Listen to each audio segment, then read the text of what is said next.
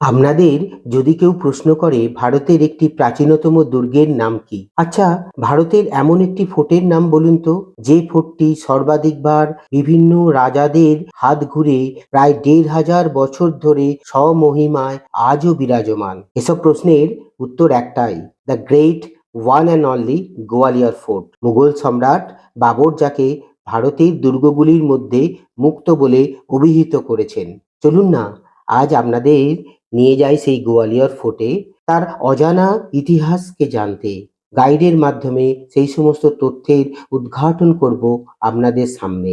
আপনারা গোয়ালিয়র ভ্রমণ শুরু করতে পারেন হাওড়া থেকে 12175 চম্বল এক্সপ্রেসে করে, যেটা হাওড়ায় বিকেল ৫টা ৪৫ মিনিটে ছেড়ে পরের দিন বিকেল ৫টা ৫-এ গোয়ালিয়র পৌঁছে যায়। আমরা আমাদের গোয়ালিয়র ভ্রমণ শুরু করেছিলাম ভোপাল থেকে রাত ২টো ৪০ মিনিটের ট্রেন 12715 সাচখন্দ এক্সপ্রেসে করে, যেটা ৫ ঘন্টা ৫ মিনিট সময় নিয়ে সকাল ৭টা ৪৫ মিনিটে গোয়ালিয়র স্টেশনে আমাদের পৌঁছে দেয়।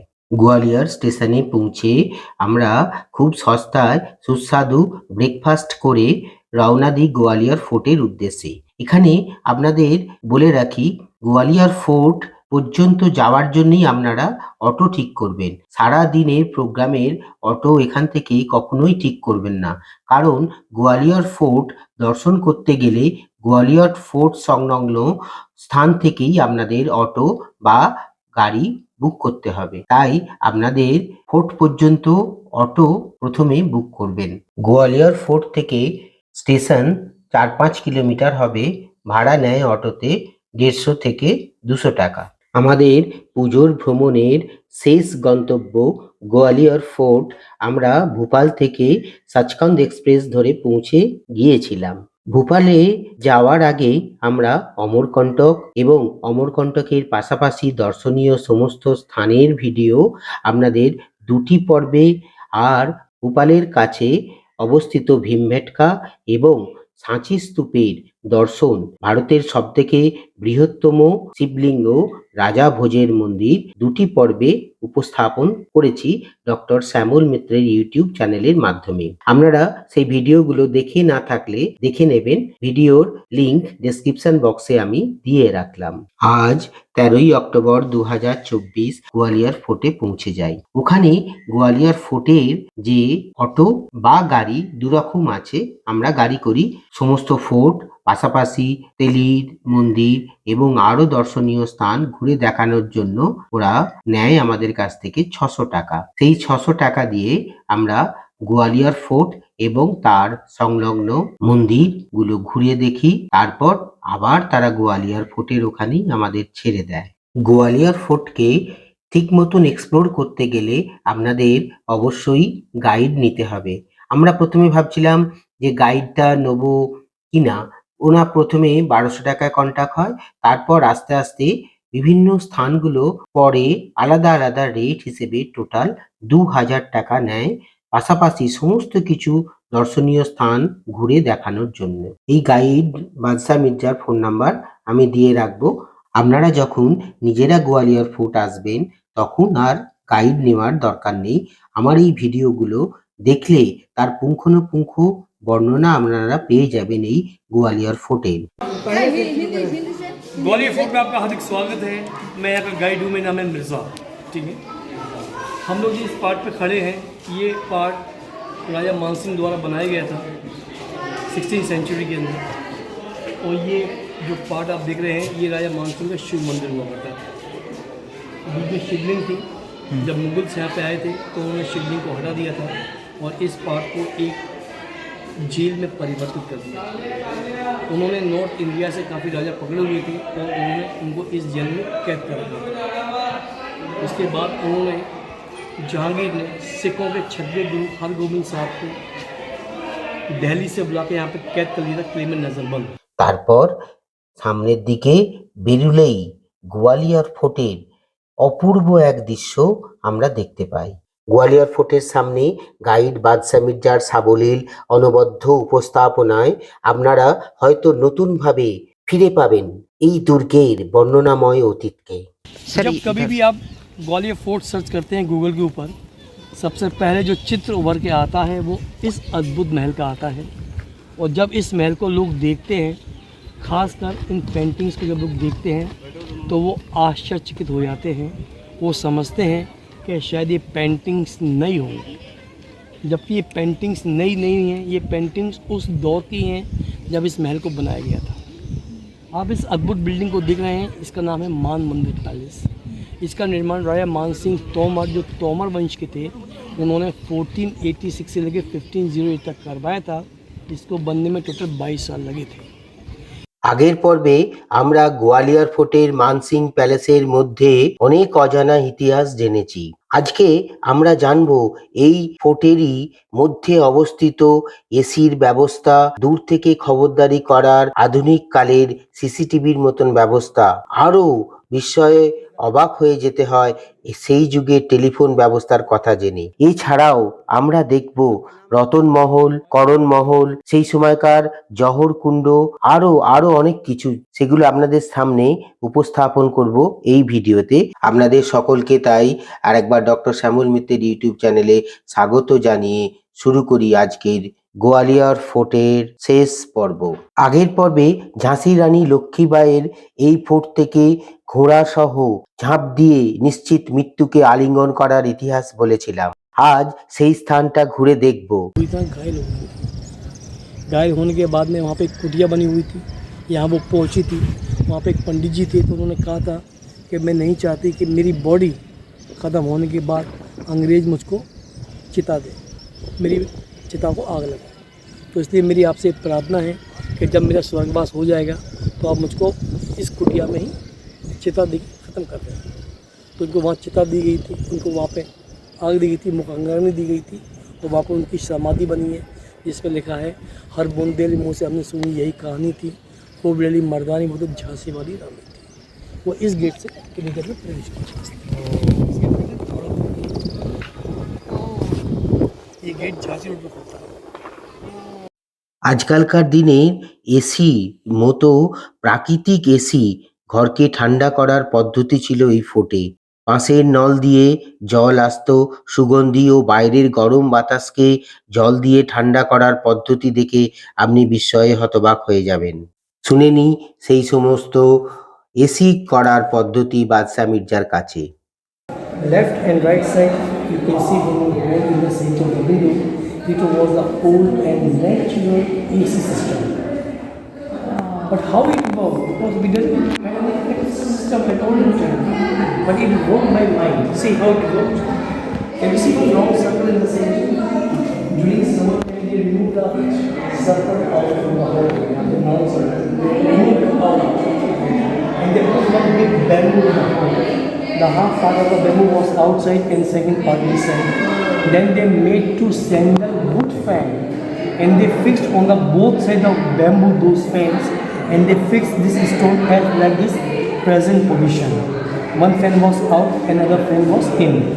At older time there was a tank. They put water and perfume in the tank, and after they covered this special door by a special glass sticks, which we call them khas. And they made one small screen in between of the khas for coming fresh air inside in the room. This fort is situated 325 feet high from the town level and 825 from the sea level. During summer time, hot winds always came fastly. So at that time, when the hot winds came fastly, the outer fan which was fixed on the bamboo, it turns automatically with the pressure of the winds. When the outer fan was turning automatically, the inside fan was turning very fastly. So King he got cool, fresh and perfume without any electricity by mind. Look at this. Thank you. हाँ, बहुत अच्छा पानी का system वो समझ नहीं आया पानी का सिस्टम ये टैंक था, बंद कर दिया। टैंक कहाँ था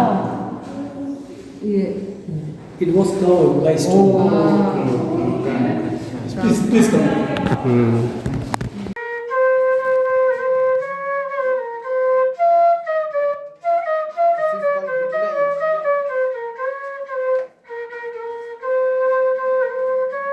এই ফোর্টে আছে অদ্ভুত ধরনের এক ভুলভুলাইয়া। মোবাইলের টর্চ নিয়ে খানিকটা পথ নেমে গিয়ে বাম দিকে বেঁকে হাজির হতে হয় একটি বিশাল বড় ঠান্ডা হল ঘরে। Look at these ventilations for the natural light. Goes in the below room.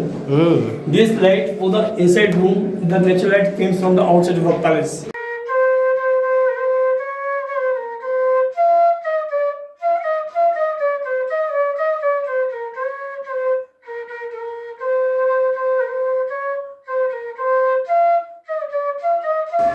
Have you seen this type of rooms anywhere in your whole life in any fort of India? No no नहीं नहीं এটি ছিল মানসিংয়ের গ্রীষ্মকালীন আবাস। পরে আওরঙ্গজেব এটিকে কয়েদখানায় রূপান্তরিত করেন এবং দাদা মুরাদকে এখানেই বন্দি করে রেখেছিলেন।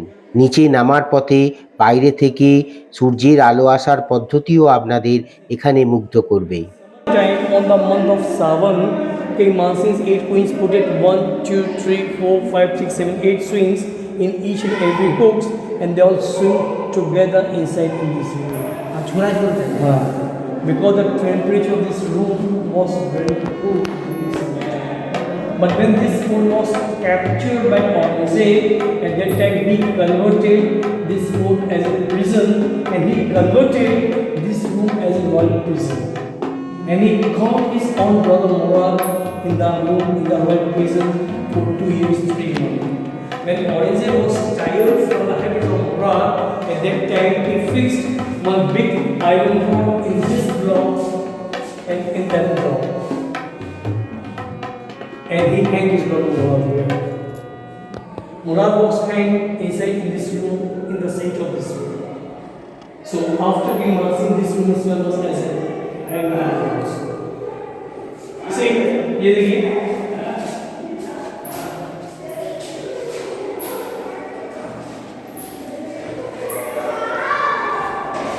the color of the temple, Shikamba temple.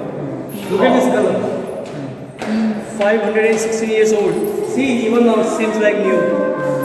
Huh? Hello. Yeah. Look at this.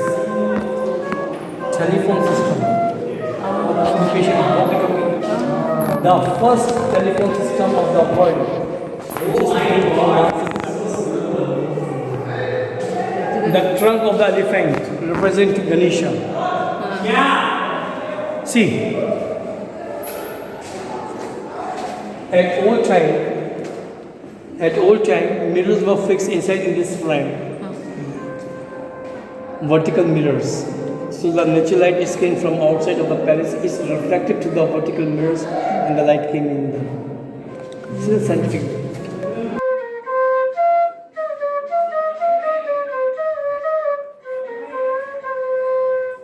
Gwalior ফোর্টের আরও নিচের তলায় আছে পৃথিবীর সর্বপ্রথম টেলিফোন সিস্টেম। সেই টেলিফোন সিস্টেম দেখে নিই আমরা। This pipeline had been connected on the top of the first room in a hanging room. Whenever King Mansingh wanted to give some quick information for his queen, at that time he spoke loudly from the top room, and his voice was kept to this pipeline in. One for coming in the for going on the top. And it is the end of the tour. कैसा लगा? बहुत अच्छा लगा। Now we are moving out. आपका नाम एक बार बताइए। My name is Mirza, Badsha Mirza. बादशाह। বাইরে থেকে আলো এসে এখানে আয়নায় পড়তো, ঘরটিকে আলোকিত করত। Look at this. Have you seen anywhere in any fort? No, no, no, no. The cross ventilation system for the natural light and fresh air. No. You can feel the AC here now, even now also. हाँ। Yeah.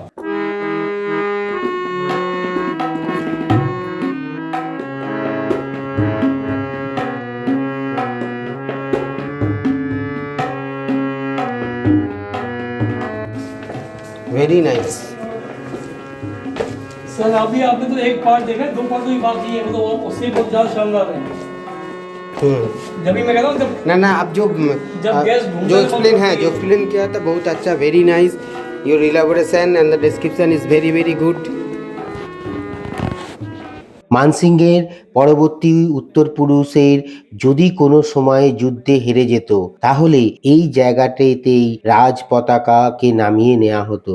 আর এই যে ঘরটা আমরা এখন দেখছি সেখানে কালো কাপড় দিয়ে অন্ধকার করে রাখা হতো। রানীরা তলোয়ার নিয়ে দাঁড়িয়ে থাকতেন, মাথা হেট করলেই তলোয়ার দিয়ে মাথা কেটে ফেলা হতো। যখন রানীরা এই যুদ্ধে হেরে যেত তখন তারা জহর কুণ্ডে ঝাঁপ দিয়ে মৃত্যুকে আলিঙ্গন করত এই কুয়ার মধ্যেই। এখানে টুরিস্টরা যাতে পড়ে না যায় তার জন্যে এই অংশটি জাল দিয়ে ঘেরা আছে। We had no right. So those tourists they came directly and they fell in it also. So government they covered this thing by a bridge to protect the tourists. জাল দিয়ে ঘেরা তালাচাবি সুড়ঙ্গের হদিশ দিয়েছিলেন গাইড বাদশা মির্জা। আজকে সেই তালাচাবি দেওয়া সুড়ঙ্গের ইতিহাস আমরা জানব। মানসিং এর এই প্যালেসের মধ্যে গোপন সুড়ঙ্গ ছিল, যেটি প্রায় 6 কিলোমিটার বেসমেন্ট থেকে গিয়ে একটা জায়গায় বনের মধ্যে উঠত। সেখান থেকে লোকচক্ষুর অন্তরালে ঝাঁসি যাওয়ার ব্যবস্থা ছিল। इसके अंदर प्रवेश करने के बाद हमको बेसमेंट के अंदर 6 किलोमीटर चलना पड़ता था पैदल। उसके बाद ये मेन हाईवे पे खुलते थे, वहाँ से रोड आगरा एक झांसी के अंदर बढ़ जाता था। 19वीं सेंचुरी के अंदर ब्रिटिश के मिलियम मिस्टर किड ने इसके अंदर अपने 10 सोल्जर भेजे थे इसकी खोज करने के लिए, मगर वो 20 रास्ते में जहरीली गैस से ख़त्म हो गए, उसको बंद करवा दिया। यहाँ से भी वहाँ से भी पब्लिक की सेफ्टी नहीं है। आइए सर। ব্রিটিশ সরকাররা এই পথটি এখন বন্ধ করে দিয়েছেন।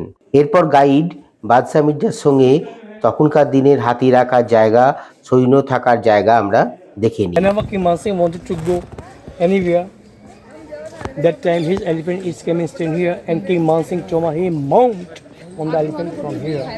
And these all rooms were the soldiers' rooms who lived inside in the rooms and who protect the fort from the enemies.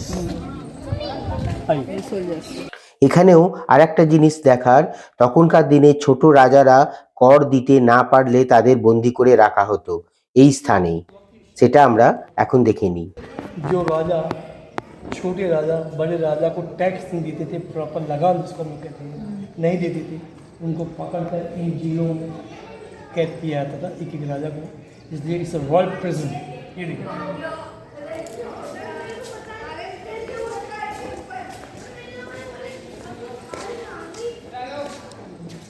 वो जो टैक्स नहीं देते थे जो किंग, उसको यहाँ पर प्रिजन करते थे। ये देखिए, अगर आजकल ऐसी जेल बना दी जाए तो लोग कहेंगे कि साहब हमको तो जेल में ही रहना है, बाहर नहीं जाना। अच्छा, এখানকার রানীদের স্নানঘর দেখে আপনি অবাক হয়ে যাবেন। ফোর্টের মধ্যে এই মানসিং প্যালেসে রানীদের স্নানঘর এবং বাথটব দেখতে দেখতে আপনার মনে হবে অনেক কিছুই হয়তো আপনার অজানা ছিল এই ফোর্টে। আজকে আপনাদের সেই ফোর্ট দর্শনের মধ্যে দিয়ে অনেক কিছু জিনিস আপনারা জানতে পারলেন। पानी भाग करता था यहाँ पे, कहीं देखा है अपना सिस्टम? रानी नहाया करती थी यहाँ पे। ये स्पेशल हमाम है मुगल्स टाइप का, ये पर्शियन आर्किटेक्चर का हमाम है। अच्छा रानी तो बाथटब वहाँ है। हाँ, अंदर से पानी बहता था। ये है ना, ये सब यहाँ से नहाया करती थी। ভাবতে অবাক লাগে, এখনকার সিসিটিভি ক্যামেরার মতন ক্যামেরা না থাকলেও আয়নার প্রতিবিম্ব দেখিয়ে অনেক দূর থেকে সেই সমস্ত সৈন্যের ব্যবস্থা খোঁজ রাখতেন শাহজাহান। সেই কথাই আমরা দেখে নিই গাইড বাদশা মির্জার কাছে। whole campus was constructed by Shah Jahan for his Mughal soldiers' residential complex. They fixed the mirrors here in the front, in the small windows. It was the old CCTV cameras.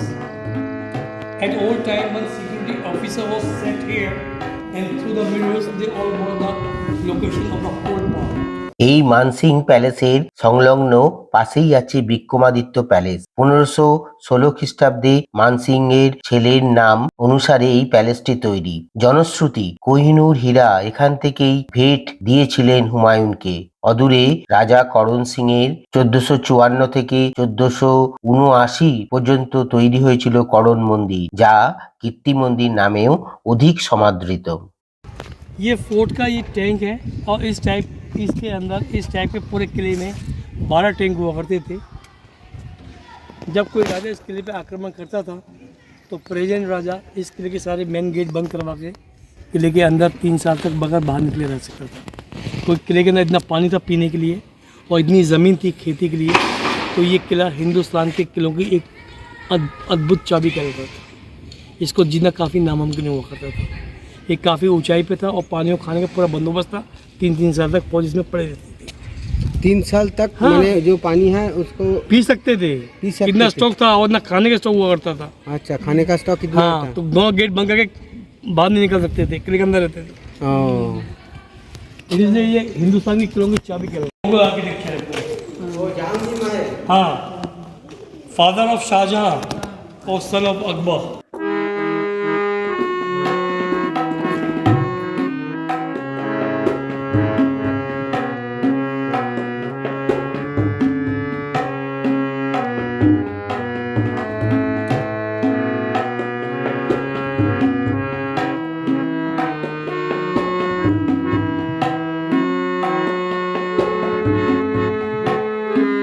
এর আগে আপনাদের গুজরি মহলের ছবি বলেছিলাম। गुजरी महल, गुजरी महल। इसको राजा मान सिंह तोमर ने अपनी नवी रानी के लिए बनाया था विशेषकर, और इसके अंदर वो पानी लेके आए थे उसके गांव से। ये फोर्ट का सेकंड गेट दिख रहे हैं बाहर सामने, वो ऑरेंज में बनाया था, आलमगीर गेट कहते हैं। मुगल शैली में उसके अंदर देखें दूसरा गेट बना हुआ है, वो हिंदू शैली में वो राजा मान सिंह के चाचा ने बनाया था। वो गेट को कहते हैं बागलगढ़ गेट। ये मस्जिद शाही मस्जिद है, जमा मस्जिद, जो शाहजहां ने बनाई थी। তার পাশেই ছিল জহর কুণ্ড। ইলতুৎমিশ একবার আক্রমণ করায় এখানকার রানীরা জহর পালন করেছিল এবং অনেক রানী এবং তার রানীর সহচররা মৃত্যুকে কাছে টেনে নিয়েছিল এই জহর কুণ্ডে নিজেদের সম্ভ্রম বাঁচাতে। फैक्ट्री है सामने अंग्रेजों का, ये रोमन आर्किटेक्चर के अंदर, इसके अंदर वो गन बुलेट्स वगैरह बनाया करते थे। ये सामने जौहर कुंड है। जब 1232 में इल्तुतमिश यहाँ आए थे, उस वक्त राजपूत महिलाओं ने उसमें अग्नि स्नान किया था, जौहर किया था। इसके पीछे आप देख रहे हैं बिल्डिंग बनी है पीछे, ये भीम सिंह राणा की छतरी है बिल्डिंग पीछे वाली। भीम सिंह राणा एक जाट राजा, जाटों में राणा महाराणा कहलाते हैं और हिंदुओं में राजा महाराजा कहलाते हैं। तो ये जाट राजा थे, भीम सिंह राणा जाट राजा थे गौहद के। गौहद ग्वालियर से 40 किलोमीटर दूर है, भिंड रोड पर। वहाँ के राजा थे, उन्होंने 1754 से 1756 तक 2 साल तक इस किले पर राज किया था। जब मराठों ने इस पर आक्रमण किया था, उस जंग में वो शहीद हो गए थे। उनके पूर्वजों ने ये बिल्डिंग बनाई है। भीम सिंह राणा रामनवमी के दिन शहीद हुए थे, तो यहाँ पर रामनवमी में काफ़ी बड़ा उत्सव होता है। कैसा लगा आपको ये पार्ट? बहुत अच्छा। अब हम लोग चाहें विक्रम महल देखने के लिए, फिर वहाँ से बाहर गोल्ड चेयर पे पब्लिक नीचे बैठ कर उनकी समस्या में फैसला किया करते हैं। मुगल शैली में। अच्छा, राजपाट चला रहा था।